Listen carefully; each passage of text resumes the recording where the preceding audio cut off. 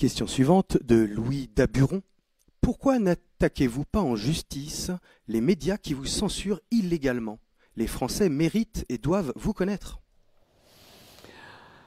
Alors, on est en train, en tout cas, de porter plainte en ce moment contre une émission de télévision. On en informera le public quand ce sera prêt. Une émission de télévision où je n'avais pas été invité, où on a été traité de facho, etc. Donc ça, il est absolument hors de question de laisser passer ça. Et désormais, nous porterons plainte, soit pour diffamation, soit pour injure, parce qu'il faut faire très attention du point de vue du droit, c'est très précis. Nous porterons plainte lorsque des gens insulteront, non seulement m'insulteront moi, mais au-delà de moi, les 190 000 électeurs qui nous ont fait confiance, les 14 789 adhérents que nous avons, il est hors de question de se laisser marcher sur les pieds. Alors, s'agissant des médias qui me censurent, malheureusement, là, on est dans un domaine qui est beaucoup plus difficile, c'est que c'est des questions d'appréciation. Vous savez qu'il y a une question qui s'appelle l'égalité. L'égalité, c'est clair. L'égalité, c'est un concept mathématique. 2 égale 2. Ça, c'est vrai. 3 égale 3.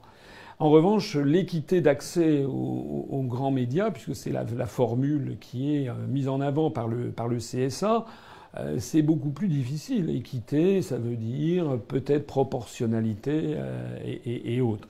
Et la justice, très probablement, dira mais écoutez, moi je ne peux pas intervenir là-dedans. S'ils estiment qu'ils ne veulent pas vous inviter, c'est quand même la presse est libre, voilà.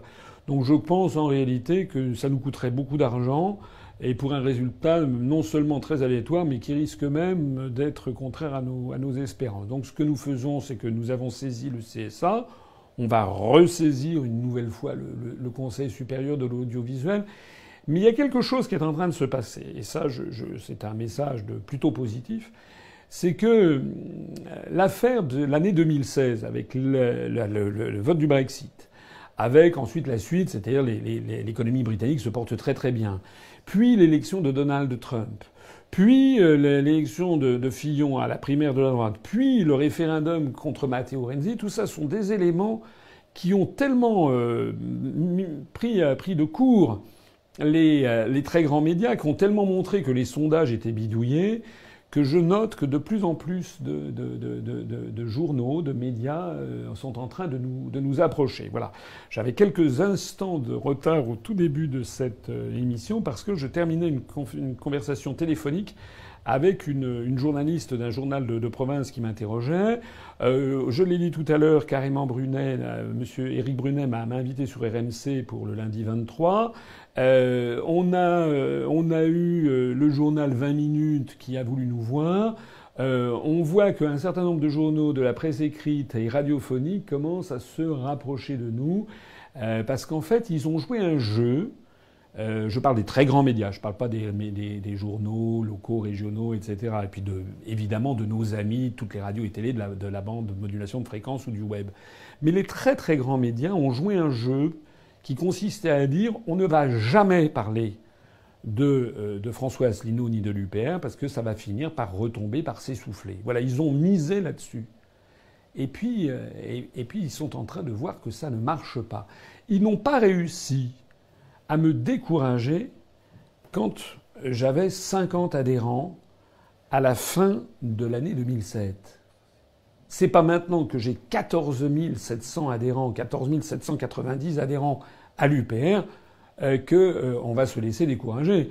On est devenu un mouvement d'ampleur avec énormément de gens qui collent des affiches. J'en profite au passage pour rendre encore une fois hommage à tous les militants et toutes les militantes qui collent des affiches à travers toute la France et qui font, par exemple, à Paris et en Île-de-France, c'est spectaculaire. Et plusieurs journalistes se sont d'ailleurs manifestés auprès de nous, grâce notamment à cet affichage. Et ça, on peut le faire parce qu'on a énormément de militants, ce que n'ont pas les autres partis politiques. Donc, je pense qu'ils attendent. Et puis, si tout va bien, si par la mobilisation générale de tous, eh bien, je finis par avoir les 500 parrainages, eh bien là, ils vont se retrouver devant un sacré problème. Ils vont être obligés de parler de moi et puis ils vont être obligés d'expliquer pourquoi, depuis 10 ans, Et ils n'ont jamais parlé d'un parti politique qui est devenu le 5e parti de France, qui a fait près de 1% des suffrages en 2015 et qui est voué à en faire beaucoup, beaucoup en 2017.